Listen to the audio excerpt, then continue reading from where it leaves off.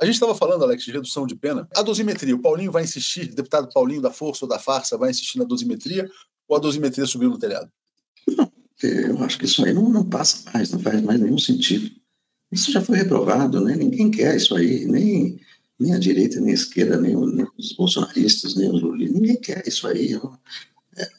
Isso começou mal pela escolha do Paulinho da Força ou da Farsa, sei lá. Escolher o Paulinho da Força para uma questão delicada como essa já é um começo para que para o brejo. Aí depois ele continua marcando encontro com Michel Temer e Aécio Neves, os dois juntos, à luz do dia e fotografado.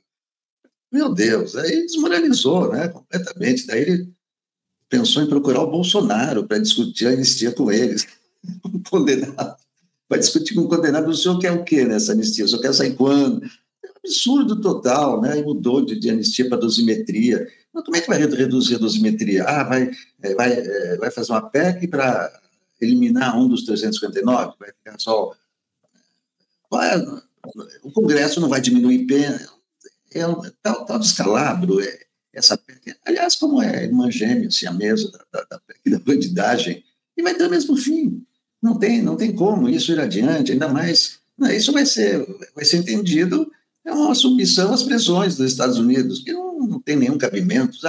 O Trump mandou anular. Bom, nós não anulamos, vamos suavizar para dar. Não, que isso? Não tem nenhum sentido. Não tem nenhum sentido. Isso aí é irmã siamesa da PEC da bandidagem. Do ponto de vista político, não há mais sustentação, né? Depois dos protestos de domingo, na virada, não tem mais sustentação política essa proposta. O Temer, né, sempre entrou nesses cenários de tensões para tentar se colocar como o personagem que conseguisse apaziguar, resolver, e em alguns momentos ele foi esse personagem com esse trânsito, principalmente ali na relação com o Alexandre de Moraes, né? Mas isso não se configurou nos últimos tempos. A imprensa fez um alarde muito grande com Temer, como se ele fosse uma pessoa muito respeitada com a capacidade de costurar isso tudo. Trouxe o Aécio, que também já não tinha essa expressão dentro do parlamento, nem do ponto de vista político, nem dentro do parlamento, nem do ponto de vista político. Quem é o Aécio no cenário hoje? E aí botou o Paulinho, né, num discurso também que eu não consegui entender esse suposto trânsito que ele teria junto ao Supremo Tribunal Federal. Nunca, e eu venho do movimento sindical, fiz assessoria durante muito tempo, eu não me reconheci ali nessas frases ditas de que ele teria tanto trânsito assim dentro do Supremo Tribunal Federal. Paulinho tem a sua força, né, liderança de uma entidade, de uma central sindical, tem a sua força política, é eleito parlamentar justamente por conta disso, pode ter diversas críticas aqui, mas olhando no cenário político, é esse o personagem. Mas dentro do parlamento não era uma liderança de expressão, do ponto de vista de ter essa força que pudesse costurar um acordo como esse com tamanha dimensão. Então tudo ali já estava meio fadado ao fracasso, porque não se desenhava de nenhuma forma se fazer coligação com o outro. No entanto, a gente também está vendo a situação que se colocou o próprio Hugo Mota, né? Que personagem ele poderia trazer para costurar isso diante do cenário que ele mesmo também, diante do enfraquecimento político que ele criou, né? Ele mesmo, depois da votação da PEC da blindagem, das outras tentativas aí de votação da anistia, disse que ele colocou tudo isso numa linha de vou bater no peito, será na minha conta e vou assumir a bronca desse desgaste. Supostamente, ele disse isso depois das manifestações, porque se fosse antes disso, talvez não teria esse tom. E o próprio Hugo Mota já está falando que o Lula vai ser reeleito, que o Lula caminha para a reeleição, disse isso acho que no evento na sexta-feira, que o presidente caminha para o seu 4º mandato. Então o próprio Hugo Mota, que é do Nordeste, que para ser eleito vai precisar do Lula, porque o desenho da política no Nordeste não tem como passar se não for pelo presidente Lula, ele já começa novamente a fazer acenos para dizer, olha, estou entregando aqui porque estou sob pressão, mas sei que o caminho é esse. Então, a anistia está dentro desse cenário. O Hugo Mota levando pedrada de todos os lados, né, do lado de lá e do lado de cá, por conta da sua escolha, da sua postura, mais enfraquecido, e coloca ali uma situação de fragmentação do próprio campo da direita, né? O Ciro Nogueira também saiu dizendo, olha, a gente precisa se organizar aqui porque a gente não tem mais candidatos, e se não tiver candidato a gente não tem como nem vencer.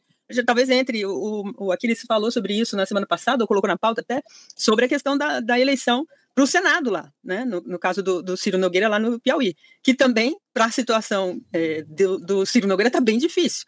Ou ele sai candidato a deputado, ou ele entra numa chapa para se lançar na candidatura à presidência, vice-presidência, porque ele está meio deslocado. Então, toda essa situação mostra uma virada, ainda em transição, não é uma virada, acho eu, na minha visão, concretizada, mas uma virada que está pressionando a extrema-direita, e o cenário não é muito favorável, principalmente para uma anistia, né? Esse desenho da anistia, a menos que o Alcolumbre decida ceder diante também de outras situações que a gente já apontou aqui na semana passada, né? Dessa desarmonia com o Hugo Mota, com a Câmara, há uma situação que configura ali um desenho de que essa anistia não vai passar.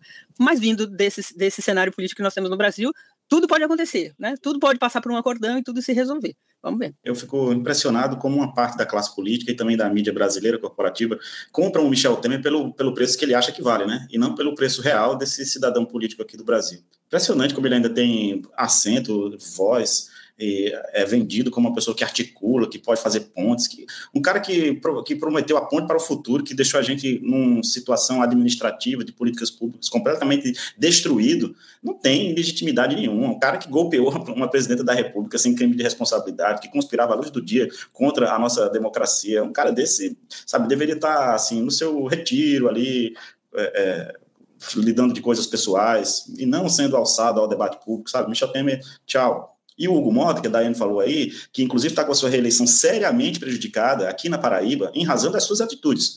Não está nada fácil a vida para o Hugo Mota aqui, viu?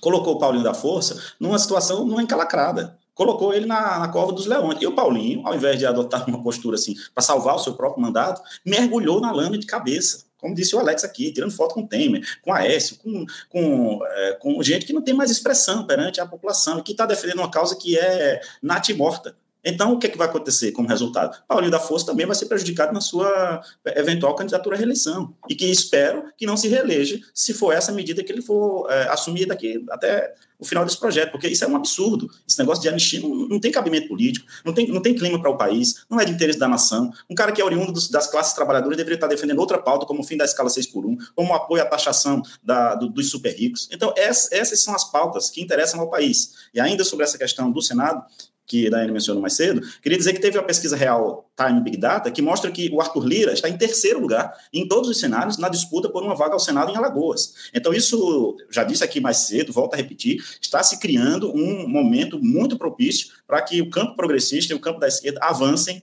na conquista de cadeiras no Senado Federal. A cadeira do Hugo Mota, por exemplo, pode ser trocada pela do Ricardo Coutinho.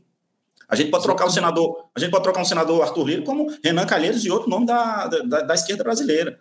Então, assim, temos que... É um olho no padre e outro na missa ali, de olho nas vagas do Congresso. Momento de renovação.